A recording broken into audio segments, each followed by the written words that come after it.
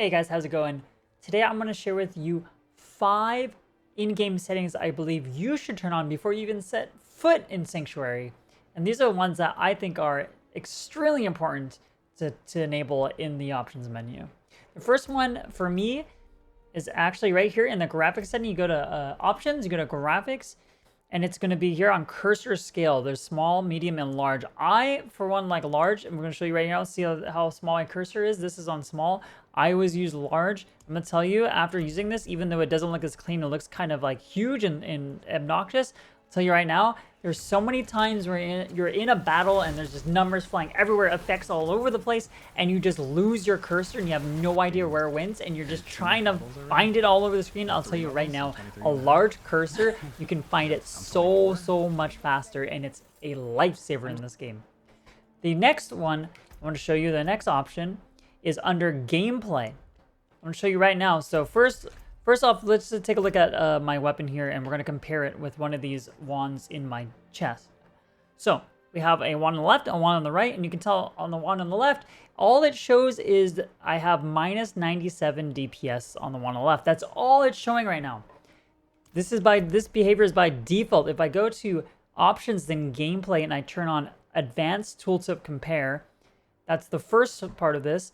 We'll turn that on, and now you'll see when I look at the same weapons here, not only do I see the DPS decrease on the left, but I do see other stat changes, like I get plus 92 intelligence on the one on the left, but I lose 1.5% lightning crit damage, etc., and it's highlighted green and red depending if it's increased or decreased, right?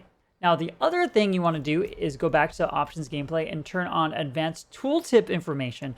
What that now does is not only when you compare do you see what you gain and what you lose, but now you get to see the roll ranges on these attributes or these aspects on the items, or affixes, I should say. Now you can see here on the right side, I have a plus 31.5% lightning critical strike damage. That is the absolute max you can roll. That is insanely good, right? But now you can see the one on top above that 31.5% damage to injured enemies is actually the lowest roll. So now when you get an item or you reroll that item, you know if it's actually a good roll or a bad roll.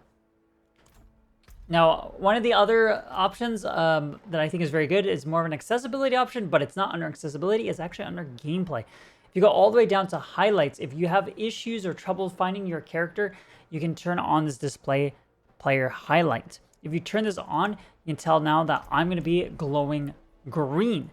It's so easy. It looks like I'm on, I have poison on me, but it's very easy. If you see, if I get lost in any enemies or any like NPCs, I can easily find myself because it's obvious on the screen. It's just turning green. You can also go in here. You can change the color. The other colors you have here are for your NPCs and for like enemies, and it will highlight everything. If I want to like change it to something like pink, we'll say, I can go here. Now I'm like this nice fuchsia type color.